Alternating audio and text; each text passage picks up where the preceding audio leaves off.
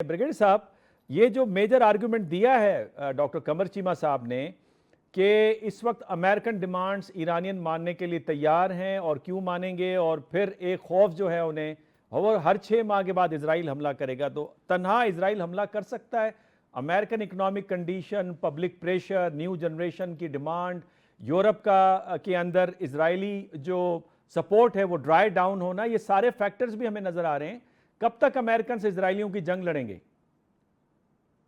ये कमर चीमा साहब का जो पॉइंट है जी, वो एक लिहाज से वैलिड है, वो सही कह रहे हैं। सही। क्योंकि अगर आप ये समझे ना कि जंग किस बात की है, वो इसराइल दोबारा कर सकता है और इवन यूनाइटेड स्टेट्स अग्रीमेंट करने के बाद भी कर सकता है। मैं वो रीजन बताता हूँ जी। मेरा आर्टिकल 2011 में छपा था प्रावदा मॉस्को से, जी, जिसका नाम था next war Iran. Basic theme ये थी कि अगर न्यूक्लियर ईरान होगा तो उसकी जंग हो जाएगी। वो पिछले साल भी हुई, अभी भी होगी आपके सामने। जो बेसिक इशू है वो है कि does Iran settle the middle east balance of power and overall order, जो ग्लोबल ऑर्डर है ना, जी, यूनिपोलर, जो वैसे डिक्लाइन हो रहा था यूक्रेन की वॉर की वजह से, और अब ईरान वॉर से मजीद डिक्लाइन हो गया क्योंकि अमेरिका की वो बात तो नहीं ना रही after fighting this Iran war. लेकिन America is not finished, it is still the leading global power in the world. ठीक है, ईरान को न्यूक्लियर पावर या न्यूक्लियर आर्म कंट्री ना अमेरिका एक्सेप्ट करेगा, ना इसराइल करेगा, nor the Gulf Arab will do it.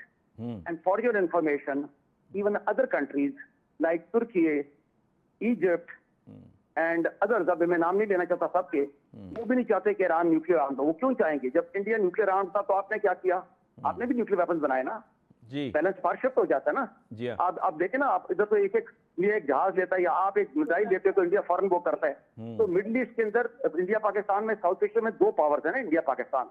Middle east is very complicated with numerous powers and power balance, जिसका overall custodian जो था ना वो यूनाइटेड स्टेट्स था, सिक्योरिटी गारंटर, पेट्रो डॉलर के साथ लिंक। ठीक है ना, ये सेकंड वर्ल्ड वॉर के बाद के। उससे पहले ब्रिटिश थे, उससे पहले आप चलते हैं ऑटोमन अंपायर थी, उससे पहले रोमन अंपायर थी, इस हिस्ट्री में जाते हैं जहां जाना है आपने। ठीक है, अभी लेटेस्ट जो है, there is going to be new security architecture in the Middle East, जिसमें Pakistan is a major entrant. आपके फोर्सेज जो सऊदी अरबिया में स्टेशन है, ऐसी स्टेशन हो गई है, वहां उड़ के चले गए जहाज, और मैकेनाइज्ड फोर्सेज पहुंच गई आपकी, और भी जाएंगे इंशाल्लाह पूरे गल्फ में। तुर्की की भी आएंगे, इजिप्ट की भी। एक ओवरऑल होगा balancing act with the okay of USA, ये भी याद रखें, and tacit okay of Israel.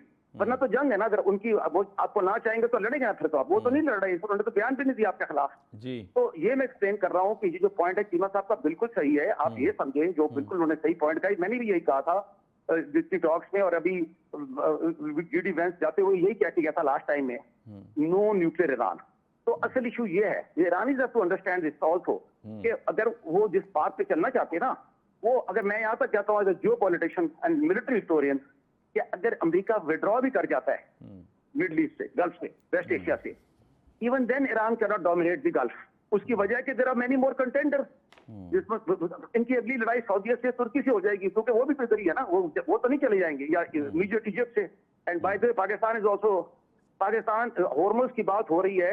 जब मैंने किताब लिखी थी Gwadar on the global chess board, तो मैंने तब कहा था, बेसिक लॉजिक ये था कि Gwadar is on the open sea board.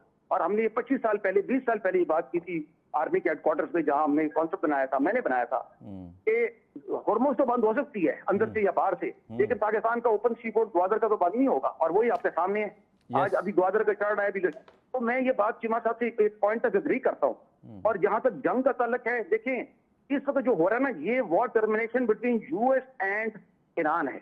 Of course Israel भी बंद करना चाहता है, उनका भी नुकसान हुआ है, वो भी अंडर प्रेशर है, जिस तरह आपने कहा मनवर साहब, बहुत अच्छा कहा आपने।